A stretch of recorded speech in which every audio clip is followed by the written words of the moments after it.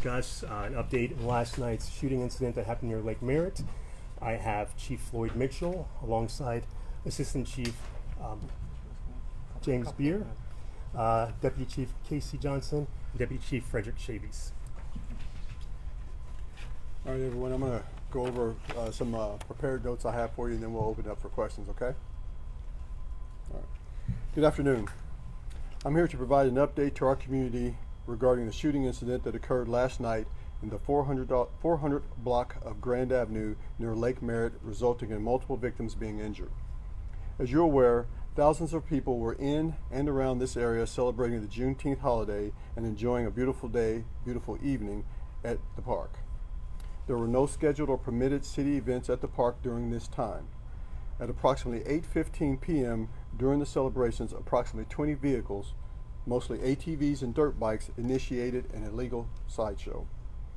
During the sideshow event, an individual walked across the hood of one of the vehicles, leading to multiple people exiting that vehicle and violently attacking that person.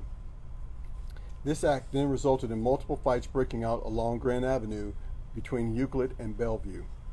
Unfortunately, these fights escalated into multiple people discharging firearms, with more than 50 shell casings being recovered at that location.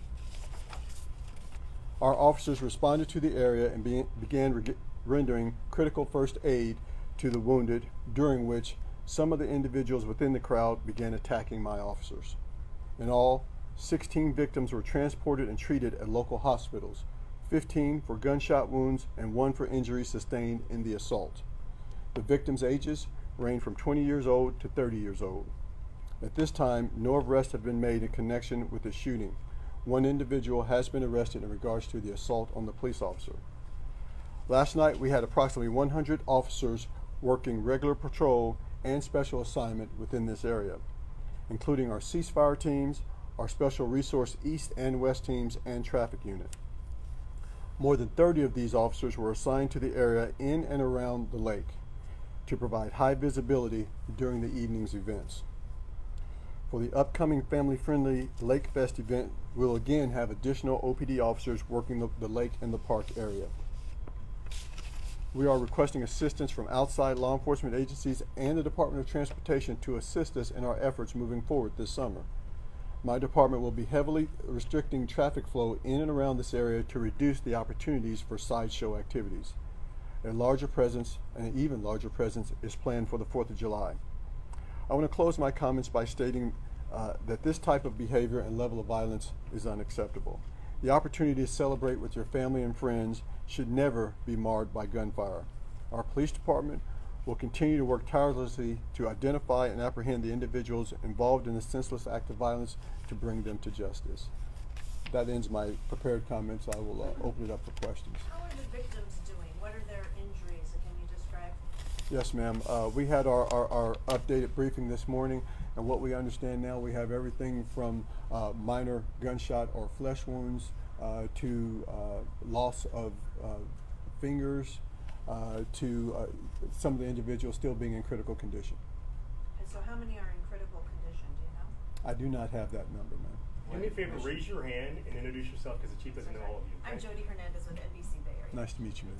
Andres with Telemundo. And what can you tell us about the person that has been detained for assaulting an officer? What if we have So one individual has been detained for assaulting the officer as they were rendering first aid to one of the shooting victims. Is he a minor or I don't have that information. Female adult. female? Yes, sir. You said one person sustained injuries in the assault. Was that on the assault on an officer or an assault between the people there? That was the assault between the individuals that, and how we believe it occurred. This individual walked across the car. The individuals got out of the car and started assaulting that individual for damaging their vehicle. Joe Yes. Gordon, KTVU. What tactics were used to disperse this crowd? I'll have we'll have Deputy Chief Beard get up here and talk about that. I'm sorry, Assistant Chief Beard. Thank you, Chief. Good afternoon, everyone.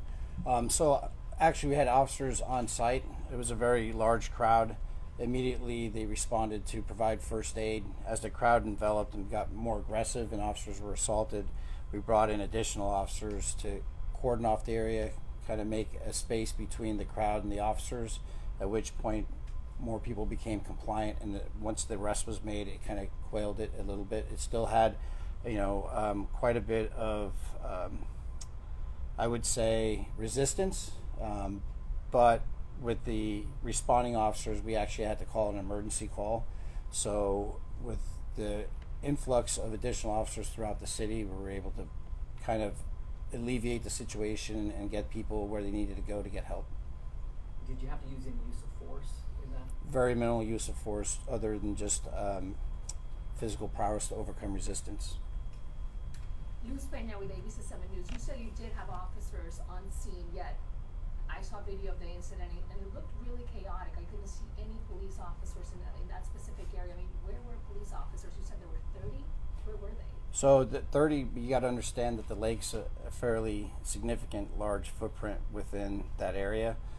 They were spread throughout the area. Unfortunately, a call did come in approximately 30 minutes prior to the incident kicking off of a man with a firearm or a rifle in West Oakland.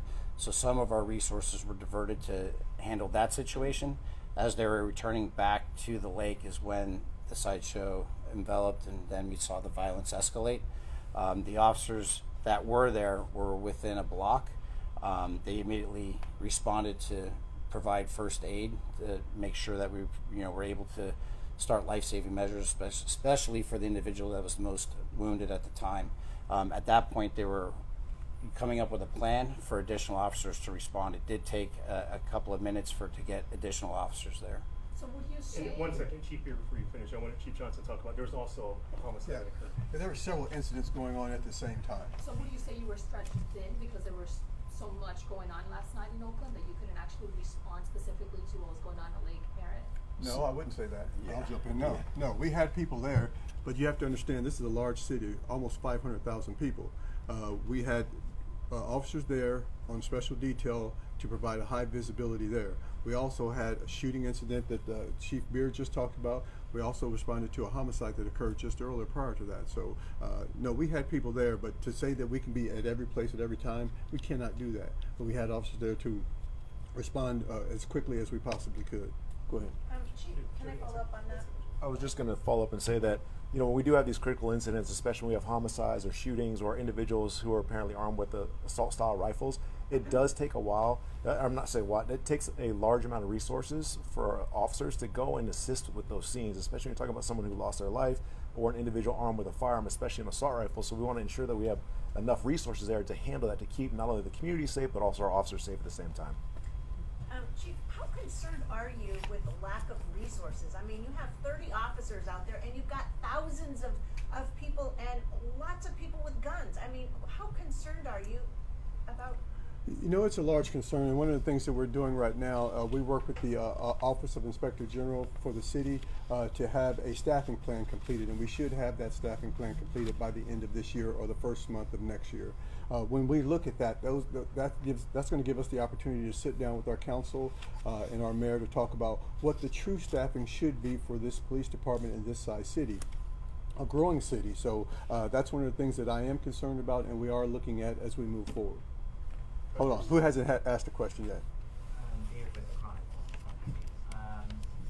Just how many shooters do you think there were? Are we talking 2? Are we talking 5? No, we know there's multiple shootings, over 50 shell casings. So we know there are multiple shootings. The investigation is still ongoing. We are looking at social media to try to identify possible shooters and identify folks that were there, so we can get cases put on them.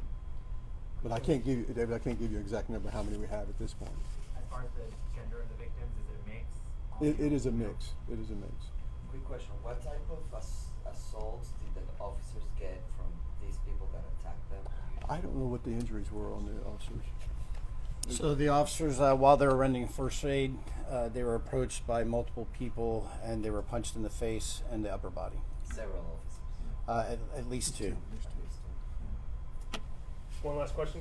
Juan Carlos Lara with KQED. Was OPD asked to assist on any of the FBI raids that happened this morning, including the Mayor Shane Townsend's? Not that I'm aware of. All right. Just to clarify. Yes, David. The POH put out a statement not that long ago saying there were 16 people shot. Do you know the discrepancy? Well, we have 16 transported to the hospital. So we know we have 15 people shot at this incident, and one was assaulted. The big person was assaulted. They may have counted the person that was shot. 60 shot and 17 assaulted. So are those numbers wrong? I'm telling you what we have right now. All right. Thank you. That's the end of our news conference. I appreciate it tremendously. If you have any additional questions, send it to OPD Media, and we will take it from there. All right.